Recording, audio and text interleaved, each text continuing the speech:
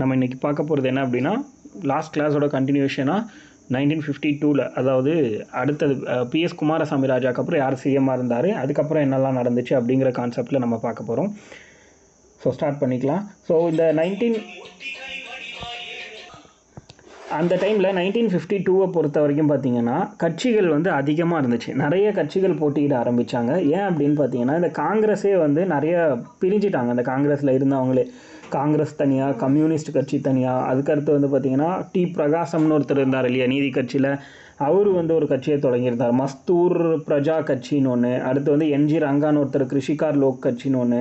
இந்த மாதிரி நிறைய கட்சிகள் இருந்துச்சு. அதே மாதிரி 1949ல் திமுகவும் ஸ்டார்ட் பண்ணிட்டாங்க. ஆல்ரெடி நம்ம பார்த்துருக்கோம், ஞாபகம் இருக்குது இல்லையா? செப்டம்பர் 17 அன்னைக்கு 1949லேயே திமுகவை ஸ்டார்ட் பண்ணிட்டாங்க. ஆனால் இந்த எலெக்ஷனில் திமுக கலந்துக்கலை. புரியுதா? அவங்க கட்சி ஸ்டார்ட் பண்ணதுக்கப்புறம் முதல் தடவை நடந்த எலெக்ஷன் இந்த 1952 எலெக்ஷன் தான். பட் ஆனால் இந்த எலெக்ஷனில் திமுக கலந்துக்கலை. அந்த டைமில் தான் பெரியாரோட திராவிடர் கழகமும் கம்யூனிஸ்ட் கட்சிக்காரர்களும் வந்து வின் பண்ணுறதுக்கான வாய்ப்புகள் வந்து கிடைக்குது. ஏன்னா திமுகவும் கலந்துக்கல அப்படிங்கிறது ஒரு ரீசன். அதே மாதிரி பெரியார் இந்த டைமில் காங்கிரஸ்க்கு எதிராக பிரச்சாரம் பண்ணுறாரு அப்படின்னு சொல்கிறாங்க. புரியுதா? காங்கிரஸோட ஆதரவாளராக இருந்தவர் இந்த டைமில் காங்கிரஸ்க்கு எதிராக பிரச்சாரம் பண்ணிக்கிட்டு இருக்காரு. அதுக்கடுத்து இதே டைமில் பிடி ராஜன் தலைமையில் நீதி கட்சி வந்து 9 இடங்களில் போட்டிடுச்சு அப்படின்ற மாதிரிலாம் சொல்கிறாங்க. பட் இது எதுவுமே உங்களுக்கு எக்ஸாம் பாயிண்ட் ஆஃப் வியூவில் முக்கியம் கிடையாது. நம்ம அடுத்தடுத்து போவோம். நான் சொல்லும்போது நீங்கள் எழுதிக்கிட்டா போதும். ஜஸ்ட்டு கதை மாதிரி கேட்டுக்கோங்க, போதுமானது. இப்போதைக்கு வாய்ஸ் பிரேக்கிங் ஆகுதா? ஓகே.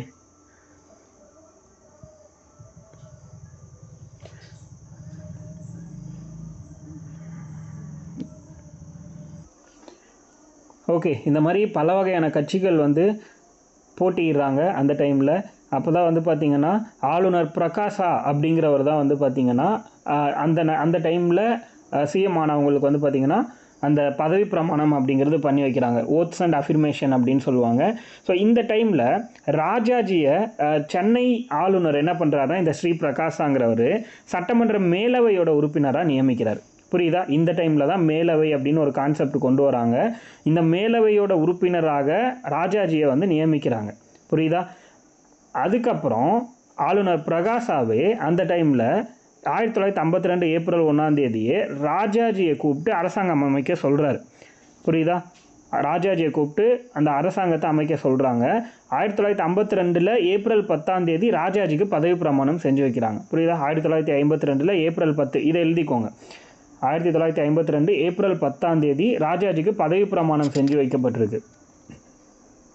ஏன்னா அந்த ஏப்ரல் 10 தான் என்ன இருக்கும் அப்படின்னா, ஆக்சுவலி இவர் யார், பிஎஸ் குமாரசாமி ராஜாவோட அந்த பீரியட் வந்து முடிஞ்சிருக்கும். புரியுதா? குமாரசாமி ராஜா வந்து போனதுக்கப்புறம் இவர் வராரு.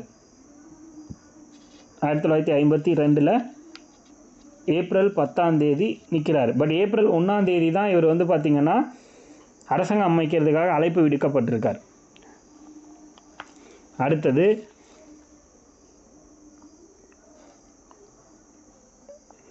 ஸ்ரீ பிரகாசா,